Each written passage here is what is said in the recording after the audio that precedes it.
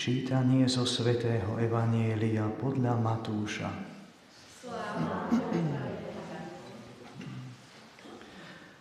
Ježiš povedal veľkňazom a starším ľudu: počujte iné podobenstvo. Istý hospodár vysadil vinicu, obohnal ju plotom, vykopal v nej lis a postavil väžu. Potom ju prenajal vinohradníkom a odcestoval. Keď sa priblížil čas oberačky, poslal k vinohradníkom svojich sluhov, aby prevzali jeho diel úrody. Ale vinohradníci jeho sluhov pochytali. Jedného zbili, iného zabili, ďalšieho ukameňovali. Znova poslal iných sluhov, viac ako predtým, ale aj s nimi urobili podobne. Napokon k nim poslal svojho syna, lebo si povedal: k môjmu synovi budú mať úctu. Ale keď vinohradníci uvideli syna, povedali si: to je dedič. Poďte, zabijme ho a jeho dedičstvo bude naše. Chytili ho, vyvliekli z vinice a zabili. Keď potom príde pán vinice, čo urobí tým vinohradníkom? Odpovedali mu: zlých bez milosti zahubí a vinicu prenajme iným vinohradníkom, ktorí mu budú načas odovzdávať úrodu. Ježiš im povedal: nikdy ste nečítali v písme? Kameň, čo stavitelia zavrhli, stal sa kameňom uholným. To sa stalo na pokyn Pána, vec v našich očiach obdivuhodná.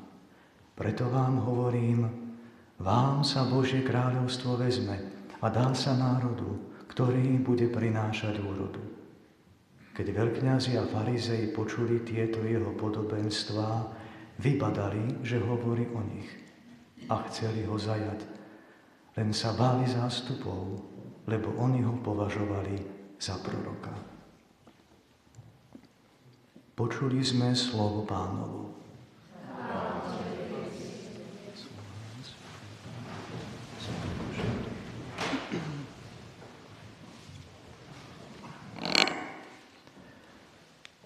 Bratia a sestry, milí birmovanci, tak skúsime dnes pokračovať v našich zamysleniach nad hymnom Veni Creator Spiritus, Prej Duchu Svätý tvorivý, a čaká nás teraz 4. strofa tohto starobilého hymnu, ktorá začína takýmito slovami: osvieť nás, ducha posilňuj, do srdc vlie lásku ohnivú. Keď telo klesá v slabosti, vzpriamuj ho silou milosti. Isté nemusím dvakrát pripomínať, že človek je jediným tvorom na tejto planéte, ak berieme viditeľné tvory, ktorý má rozumovú dušu. A táto naša rozumová duša plňa aj funkciu tzv. Vegetatívnej duše, ktorú majú povedzme aj rastlinky, ale plnia aj funkciu tzv. Senzitívnej duše, ktorú majú zvieratka, čiže od slova sensus, čiže zmysel, vnímanie. Zvieratka na rozdiel od rastlín dokážu pociťovať aj bolesť. Keď strom zrežeme, tak nepovie au, ale môže vyschnúť, môže zahynúť, ale nepociťuje bolesť v takom našom ponímaní. Iba v rozprávkach stromy pociťujú bolesť, v baladách, v básne, ale v realite nie. Ale psík, keď ho kopnete, zaknúši to, on cíti. No to aj my. Ale tým rozdielovým hráčom medzi nami a tým živočíšnym svetom je schopnosť našej duše myslieť a slobodne sa rozhodovať. Toto máme iba my. A v tom sme aj podobní Pánu Bohu. Rozum a slobodná voľa. Pravda, po prvotnom hriechu tieto mohutnosti duše boli znehodnotené. Čo to nám spôsobilo ten prvotný hriech s rozumom a slobodnou voľou? Čo by ste tak povedali? Čo nám to spôsobilo s rozumom? No rozum sa nám zatemnil a slobodná voľa sa oslabila. Respektíve sa naklonila k zlému, a preto je nám ľahšie konať zlo ako dobro. Musíme sa nejakým spôsobom prinútiť k tomu dobru, keď chceme konať. Preto prosíme v tom hymne Veni Creator Spiritus pre rozum svetlo a pre vôľu posilný. Osvieť nás, ducha posilný. Dokonca, keď sa modlíme rúženec bolestný, tie prvé 3 preddesiatky, tam si všimnime, vždy k tomu menu Ježiš sa pridáva taká invokácia. Ježiš, ktorý nech osvecuje náš rozum. Ježiš, ktorý nech upevňuje našu vôľu. Napokon Ježiš, ktorý nech posilňuje našu pamäť. Aj to je dôležité a možno v tej našej dobe viac ako kedykoľvek inokedy predtým, lebo tak tomu, že žijeme v tej dobe tých digitálnych technológií, tak paradoxne osprostievame.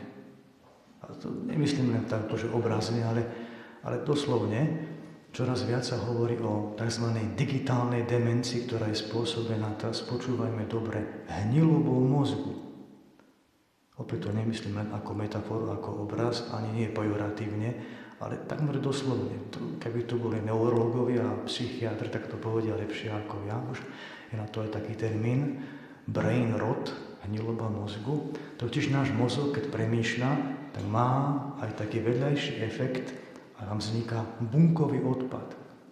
Biochemická taká nejaká zlúčenina, ktorá celé veky pred nami naši prapredkovia sa toho zbavovali, takže keď človek spí, keď je v hlbokom spánku, tak sa to prosto vyplaví z toho mozgu, ten bunkový odpad a sa to spláchne do pečene.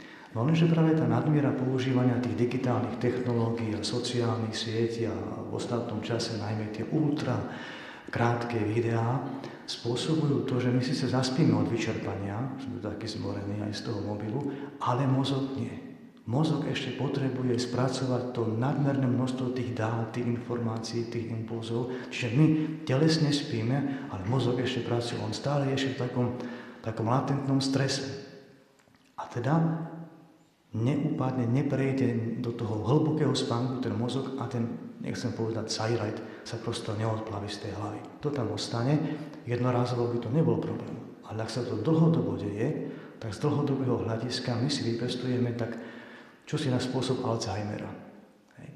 To znamená, začína nám ubývať mozgová hmota. Ľudovo povedané, stvrkuje sa na mozog. Keďže ten bunkový odpad biochemicky tam už zavadzia, tak ten mozog začína akoby hniť. Samozrejme, že má to potom dopad na naše schopnosti kognitívne, si potom horšie veci pamätáme, ťažko je nám sústrediť sa, zabúdame na veci a spôsobuje to aj takú psychosomatickú nerovnováhu. Človek začína byť taký nervózny, chronicky unavený, spí, zobudí sa aj unavený, stále unavený, dezorientovaný, stráca radosť zo života, prichádza depresia. To všetko spôsobuje to nadmerné využívanie tých technológií a týchto vecí. Teda potrebujeme digitálny pôst, mediálny pôst, ako sme si vravili na Popolcovú stredu, a plus priam existenciálne prosiť toho Ducha Svätého, nech zachráni v nás aspoň tie zbytky zdravého rozumu, čo ešte ostali, aspoň tú ručnú brzdu tej pevnej vôle,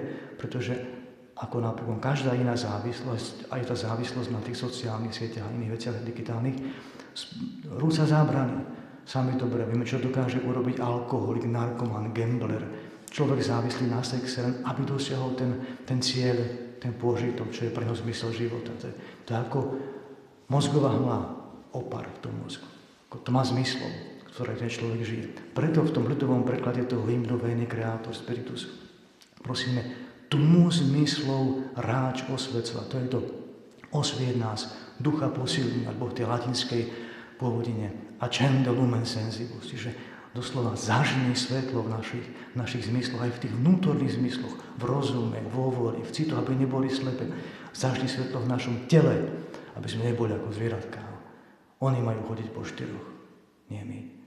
Preto prosíme v tej strofe na záver, keď telo klesá v slabosti, vzpriamuj ho silou milosti, accende lumen sensibus, zažni svetlo našich zmyslov. A to by som nám poprial, aby sme boli vnútorne vzpriamení, charakterne ľudia, vyrovnaní, aby z našej tváre žiaril pokoj, Boží pokoj, pretože to je znak, to je dielo, to je ovocie Ducha Svätého v nás. Amen.